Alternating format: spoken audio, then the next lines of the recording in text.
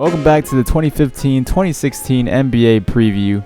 Today we are going to be covering the 23rd ranked team, the Minnesota Timberwolves. My name is Josh, your Enviers, and with me today is my co-host. Yo, what's up, everybody? It's the one and only Legend of Winnie, aka Low. Back at it again on extremely talented young team, Timberwolves. So with that said, let's take a look at what the Timberwolves did leading up to this season. Of course, the biggest acquisition last year, and the one that a lot of people were talking about last year around this time was, of course, the Kevin Love to Andrew Wiggins. It seemed and Anthony Bennett. And Anthony Bennett. But it seems that even though they gave up, basically a franchise player in Kevin Love, it doesn't seem like they fell short, which normally what end up happening in those situations when you're giving up a franchise player, you have to give up like a lot of draft picks and things of that nature for those players.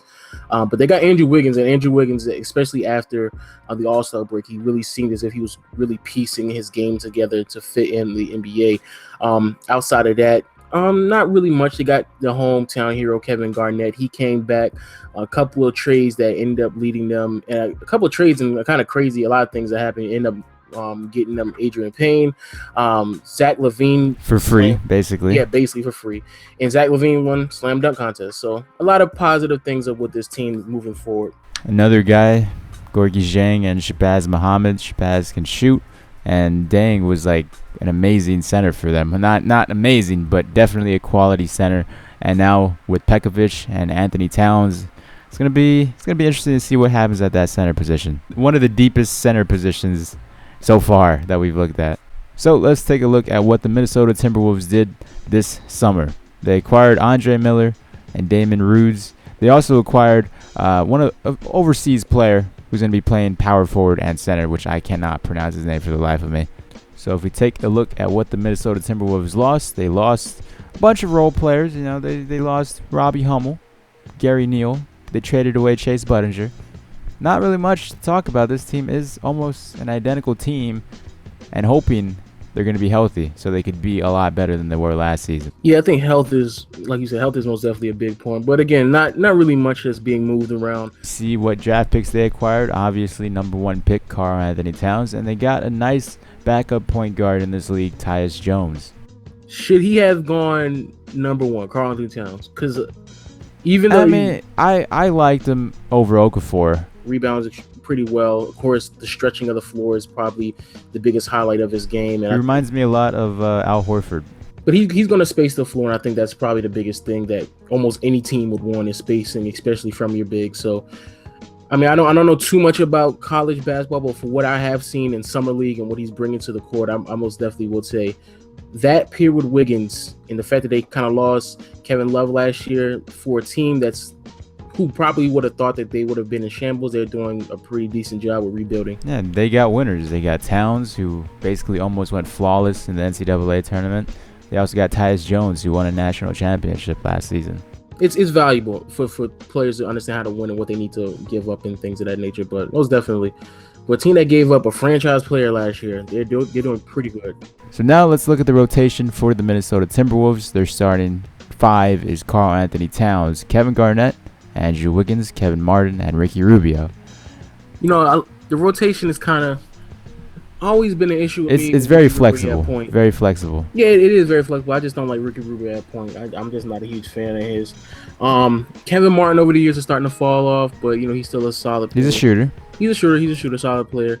But again, it all kind of just boils down to how good Andrew Wiggins and Cat start to mesh together. And I hope they mesh really, really well. Now taking a look at the bench, we have Nikola Pekovic, Adrian Payne, Shabazz Muhammad, Zach LaVine, and Andre Miller as the reserves. Just to be honest with you, if they start Kevin Garnett, it will just be out of respect. He may not even play 12 minutes. And even if they even if he starts, the first couple of games, he's not going to finish a season as a starter. So I can easily very flexible. Yeah, extremely flexible. Adrian Payne, Bennett even, or Gorgui Dieng could probably fill out that power forward starting position. That's a stretch with Bennett, but they have. I don't know, man. I got faith. I don't know why, but they have way too much talent, and especially young talent on their bench for them to keep, just jumping on Kevin Garnett as a quote unquote starter. He'll be fine coming off the bench, but they really do need to see what they have. It's just out of respect, I guess. So by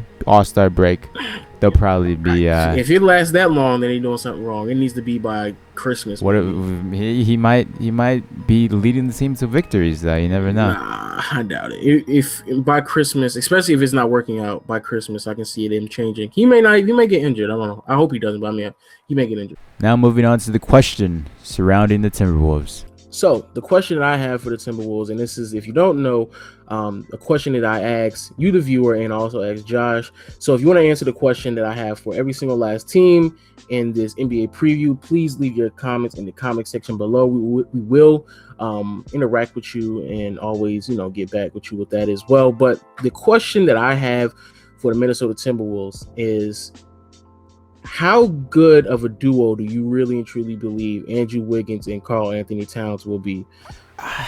It might be a trio, to be honest, completely honest with you, with Zach LaVine, Andrew Wiggins, and Towns.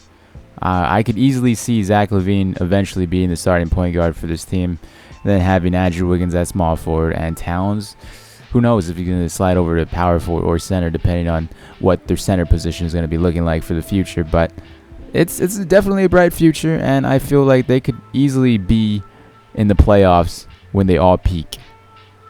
Not disrespecting, Manu Ginobili or anything like that, but I can see Zach LaVine taking on like a Manu type role where he's going to come off the bench. Actually, again, it's early in his career. He only had 1 year in the NBA, so I'm jumping to conclusions, of course. But he doesn't really come across as somebody that's going to start. He's extremely explosive. He actually has somewhat of a shot to him, crazy enough, but that's really about it. When you talk about a player jumping into the starting role, a starting position at the point guard, that's a huge jump, because at that point you're really going up against legit competition basically every night. I mean Ricky Rubio is a point guard, so But then that's the problem. Like I don't really see. They're a few trades away. Whether they decide to keep Rubio or not, Kevin Martin and Pekovic. Like once they find out what they're going to be doing with those three guys, it's just going to be a bright future. And if they do it right, they're definitely going to be threats eventually. Yeah, I think.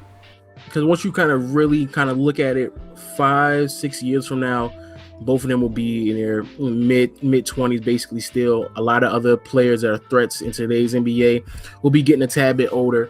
And I think the biggest thing with rookies is trying to find a team that's going to put a winning system around them. And if you already have Wiggins and Karl-Anthony Towns, and they're both basically, they just got into the league, I think they're already off to a start that a lot of other rookies don't have that luxury of having. So I think when they peak, it's going to be something serious. Which leads us into our predictions for this season. Minnesota Timberwolves, great team, extremely young team that I see a lot of potential in. The only issue that I have with them, and I think the same reason why Josh decided to, put them this low, is because they play in the West. That's really the only reason. They play in the West. They're young. Rookies get injured. Yeah. So because they play in the West, and it does take a learning curve for a lot of young players to kind of understand the NBA, that's the reason why they're low.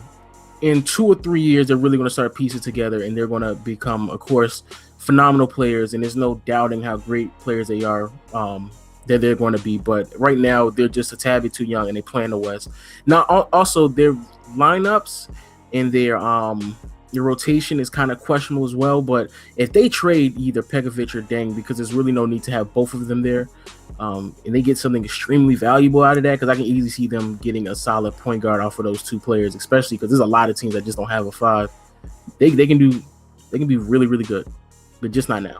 And I basically gave my predictions saying that they really need to decide what they're going to do with Rubio and Kevin Martin and Pekovic. I don't see him trading Gorgui Dieng just because he's young, he has a lot of potential still, and by the trade deadline, I do see him trading away one of those three said players, whether Rubio, Martin, or Pekovic.